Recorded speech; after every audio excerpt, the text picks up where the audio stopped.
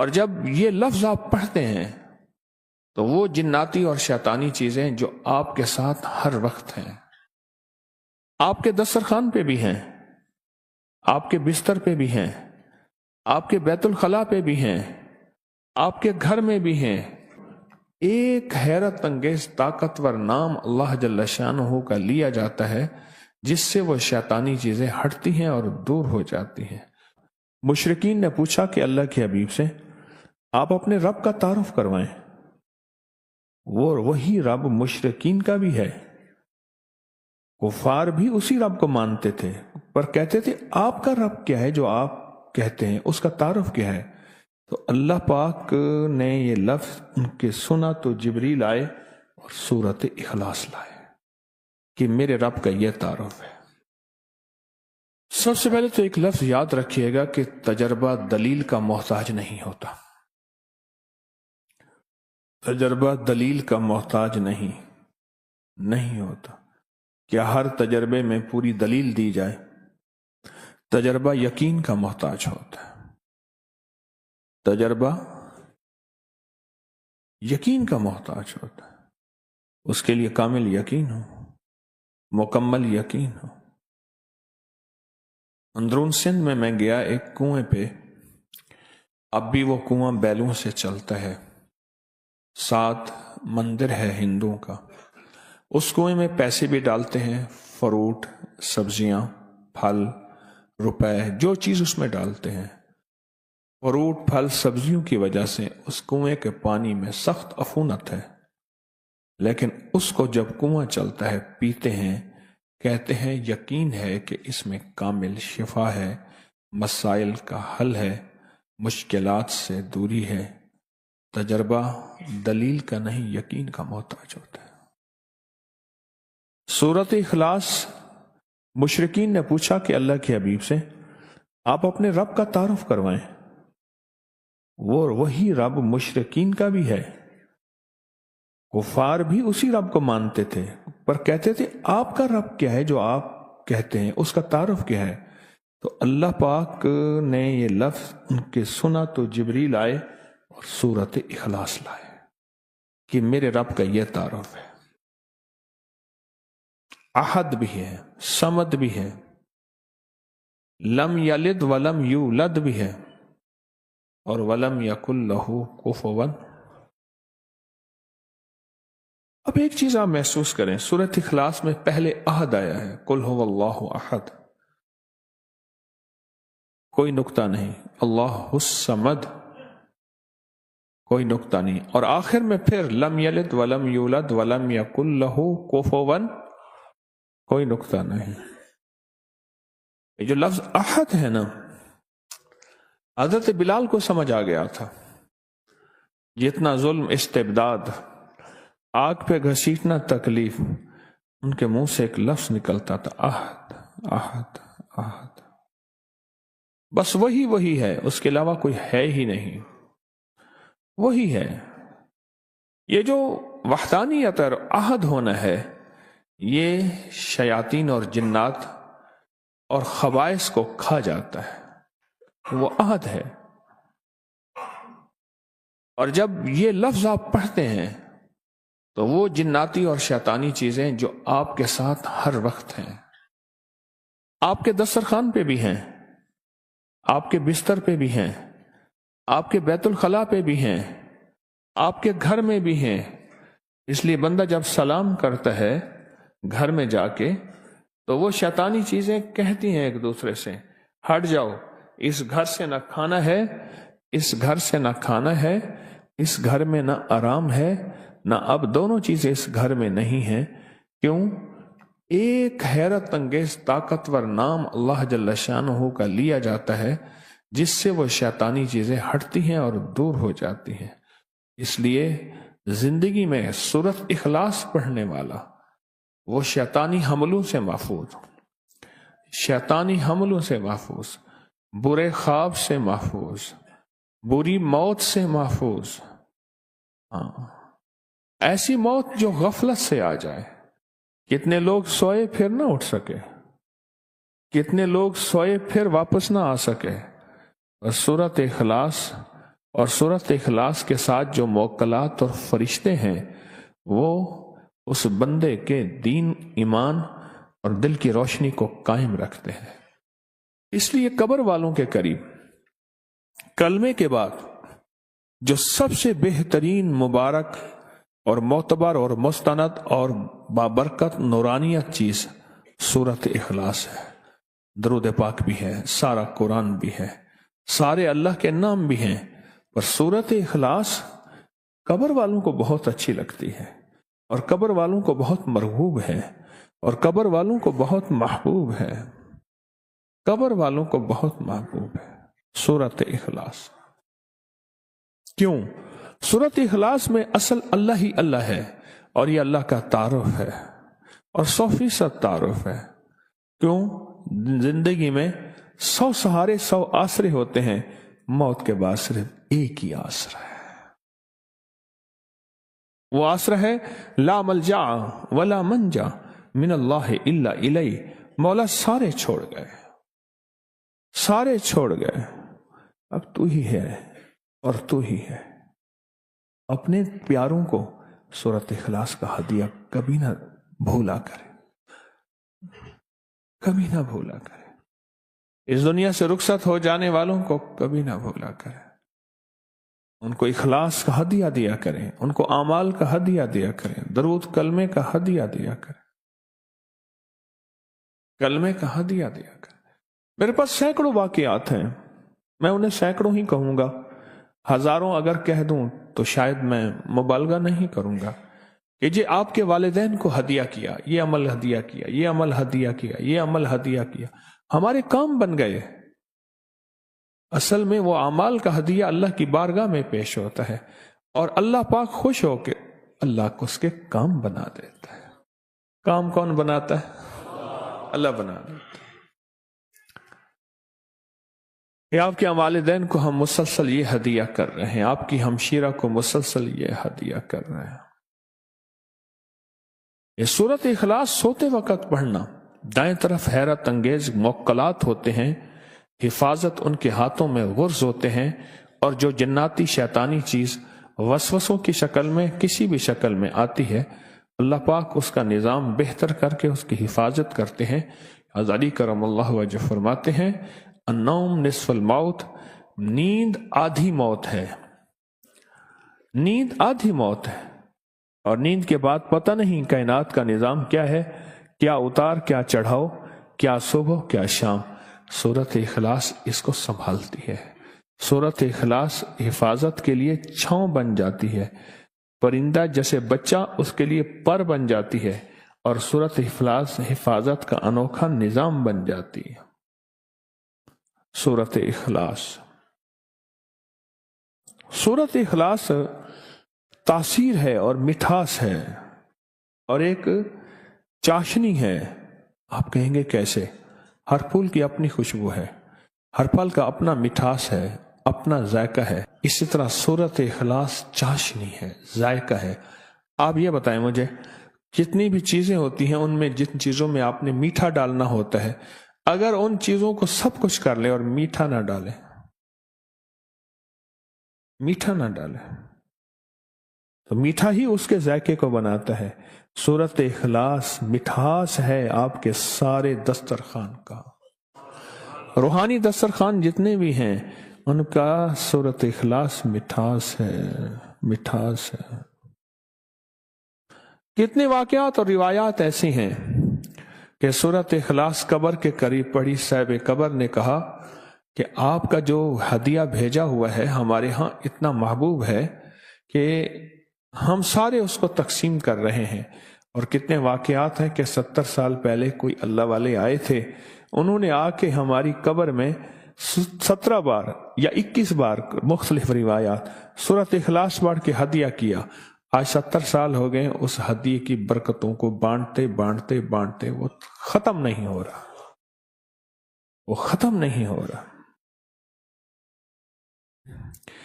یہ وہ چیز ہے جو قبر والوں کے سامنے کھلتی ہے، ہمارے سامنے نہیں کھلے گی۔ میری آنکھ بند تھی جب تلک، وہ نظر میں نور جمال تھا، کھلی آنکھ تو نہ خبر رہی کہ وہ خواب عطا کے خیال تھا۔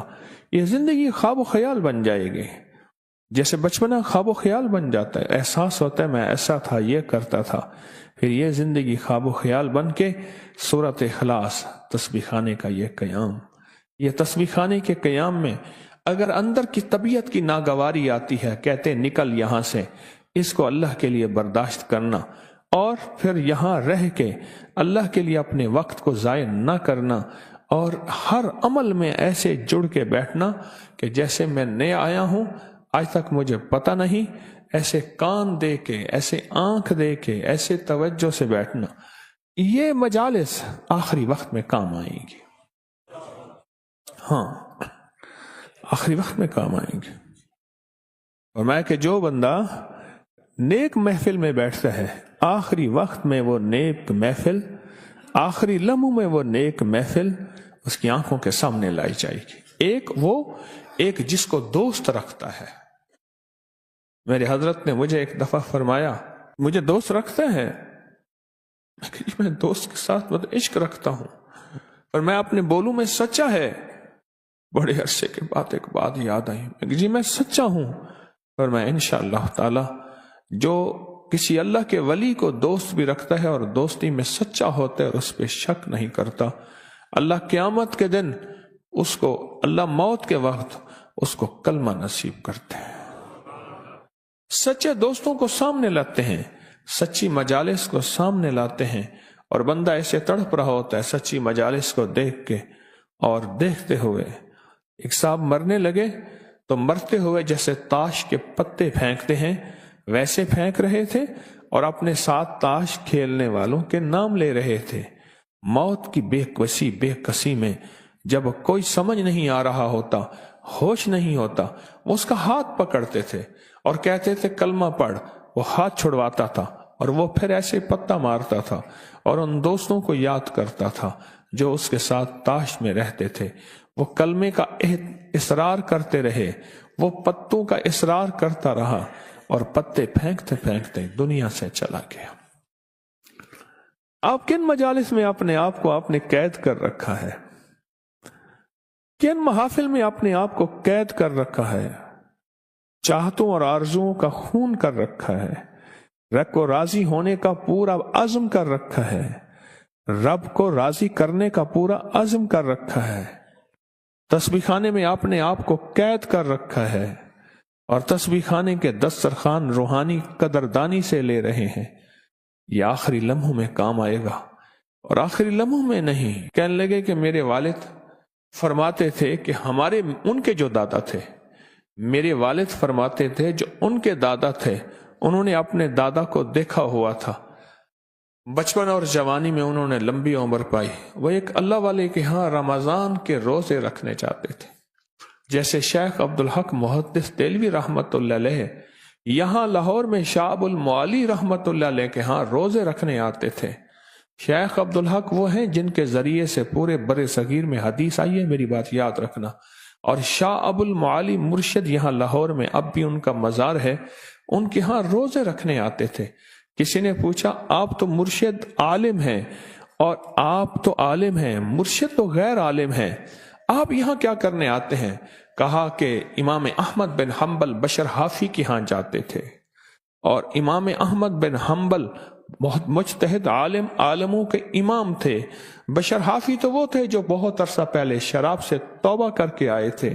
کہا بڑی بڑی ہستیوں کے واقعات سناتے تھے کہ وہ عالم تھے، ان کے مرشد غیر عالم تھے، لیکن اس غیر عالم مرشد کی صحبت اور ادب کی برکت سے رب نے اس عالم کو چمکایا اور اس کا فیض عالم میں پھیلایا۔ عالم تھا، کسی فقیر کی صحبت میں نہیں آیا، اس کا فیض عالم میں نہیں پھیلا، اس کا فیض عالم میں نہیں پھیلا۔ روزے رکھنے آتے تھے لاہور میں، دلی سے لاہور میں، اور جب بہت دور ہوتے تھے گھوڑے کی سواری سے نیچے اترتے تھے، لگام پکڑتے تھے کہ اب میرے مرشد کا در آ گیا، شہر آ گیا، اور یہاں والہانہ رہتے تھے، عاشقانہ رہتے تھے، اور رمضان پورا گزارتے تھے، عید کے بعد چند دن اور گزارتے تھے، اور پھر مرشد کے سامنے جاتے تھے، اجازت طلب کرتے تھے۔ شیخ عبدالحق محدث دہلوی رحمت اللہ علیہ فیض پا کے گئے ہیں، नूर पा के गए हैं, अपने आप को कैद करके रखते थे, कैद करके रखते थे। हत्ता कि उनसे जो मसाइल पूछते थे कहते थे मैं साइल बन के आया हूं, मुझसे मसाइल ना पूछो। क्या बन के आया हूं?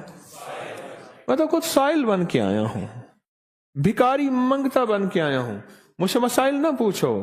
इतने बड़े मुज्तहिद, इतने बड़े फकीह आलिम, मैं तो साइल बन के आया हूं। अस पिनने महज फकीर हिस्से दर जान सुजानते आए हैं, नहीं मिली आता है महबूब वांगो, सारी दुनिया छानते आए हैं। सोना ना ठुकरा दर आया को, हिक तेरे मानते आए हैं। हुण रज रज शफकत पिन घिनसू, कहीं वसदे भानते आए हैं।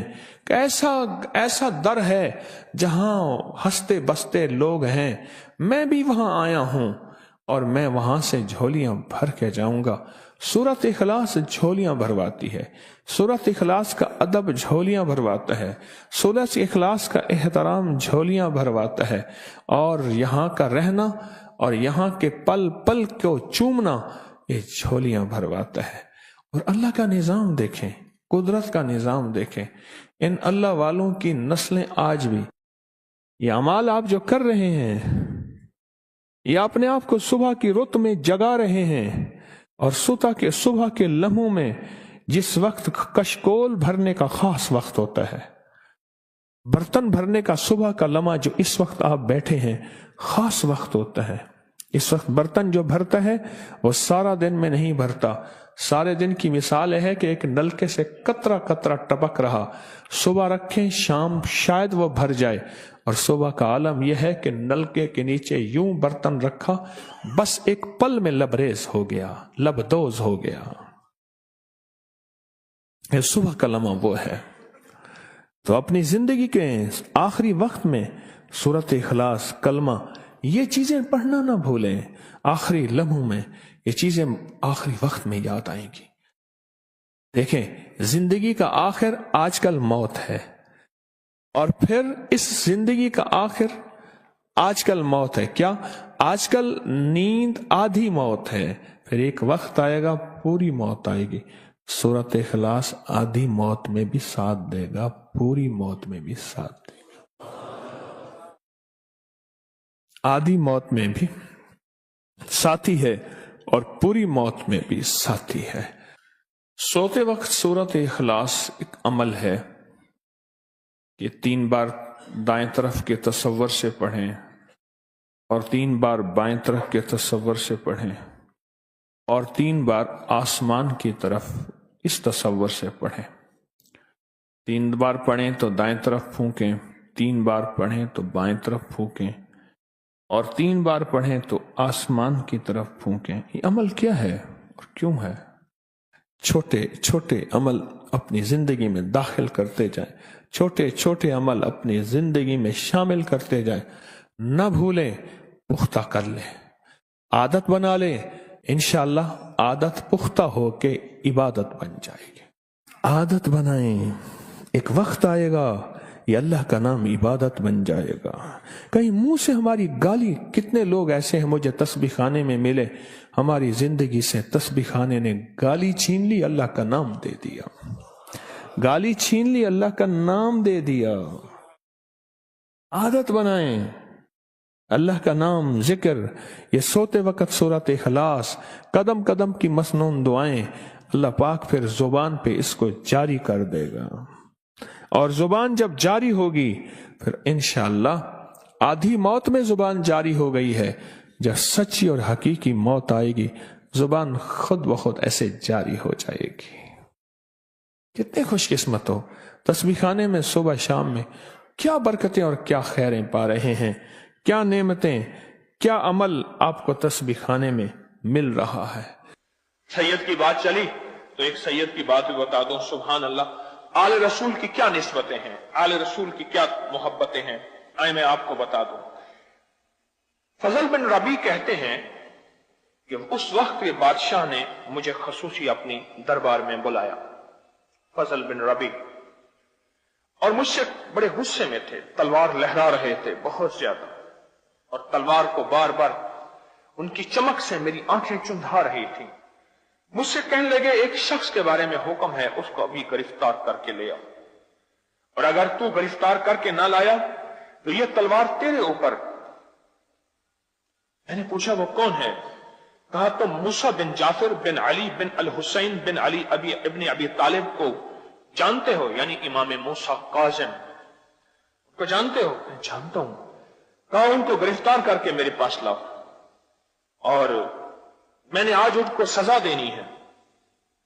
और कोड़े मारने वालों और जल्लादों को बुला लिया कि तैयार रहो।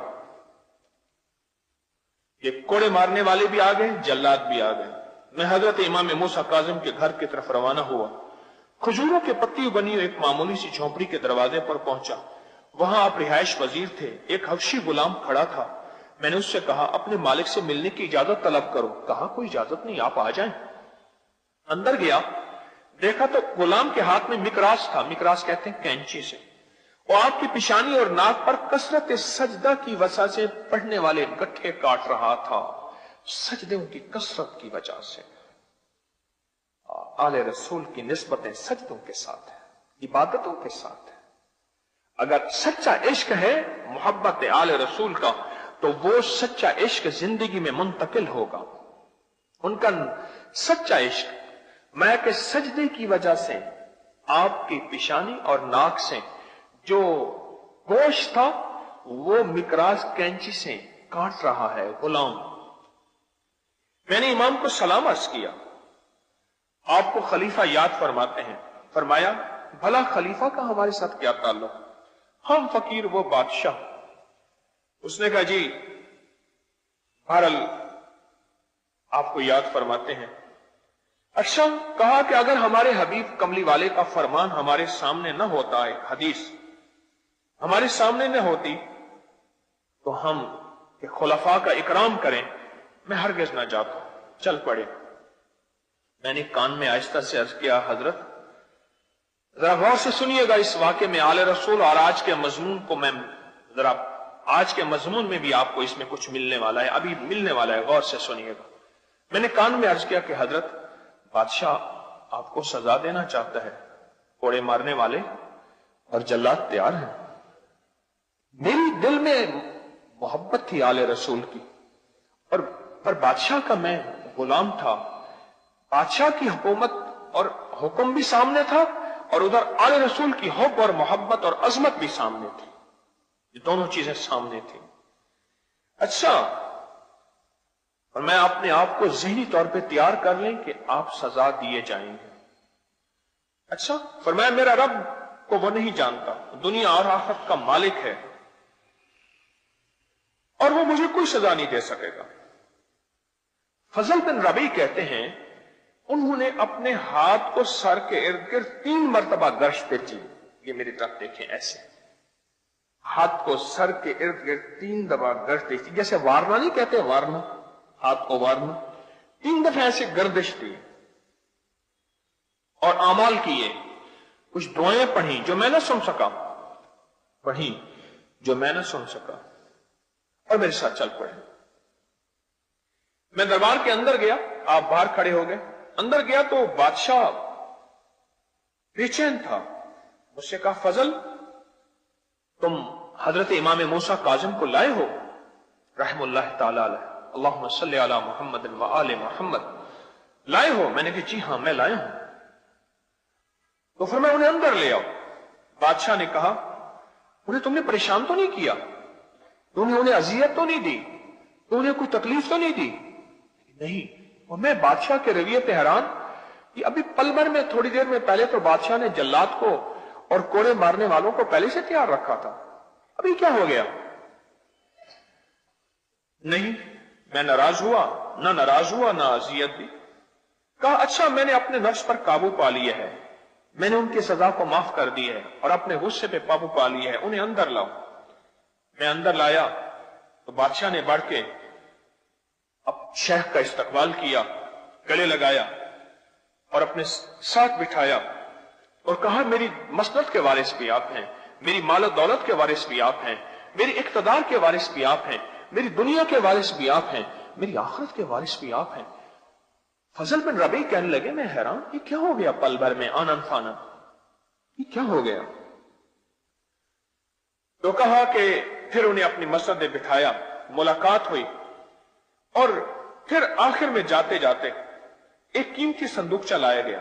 صندوقچہ لایا تو اس نے اپنے ہاتھ سے اسے امام کے حوالے کیا اور پوشاکیں دی، دینار سے بھری ہوئی تھیلیاں دی، اور امام نے فرمایا، شیخ نے فرمایا، اگر اشراف نفس کے بغیر ہدیہ لینے کا حکم نہ ہوتا تو میں کبھی وصول نہ کرتا۔ اس میں بھی ایک بڑا راز ہے، یعنی وہ ہدیہ جس میں میرے اندر کی چاہت نہیں تھی، مجھے تو پتا تھا میں جا رہا ہوں، جلاد بھی انتظار میں ہے، کوڑے مارنے والا بھی انتظار میں ہے، میری توقع کے خلاف تھا کہ مجھے اتنا ہدیہ ملے گا۔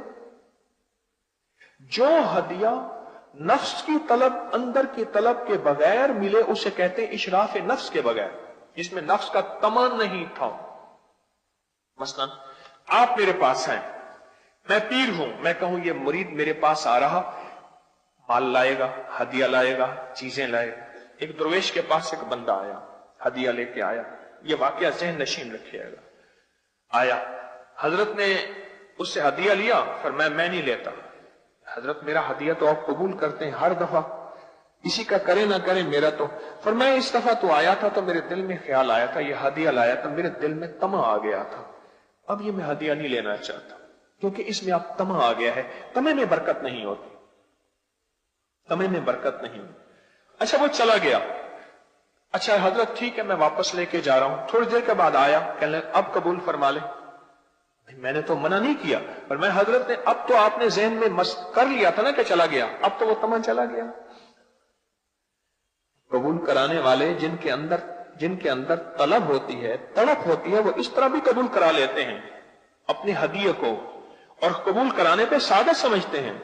میں حضرت میرے جانے کے بعد تو آپ کے دل میں آ گیا، میں چلا گیا، بس چلا گیا، اب تو آپ کے اندر وہ طمع نہیں ہے نا، میں نہیں ہے، میں بسم اللہ قبول فرمائے، حضرت نے بھی قبول فرما لیا۔ تو حضرت شیخ امام موسیٰ کاظم نے فرمایا کہ اگر میرے اندر یہ اشراف نفس نہ ہوتا تو میں کبھی ہدیہ قبول نہ کرتا۔ ہدیہ قبول کیا، میں انہیں چھوڑنے گیا، پھر محل میں واپس آیا تو میں نے بادشاہ سے پوچھا کیا ہوا؟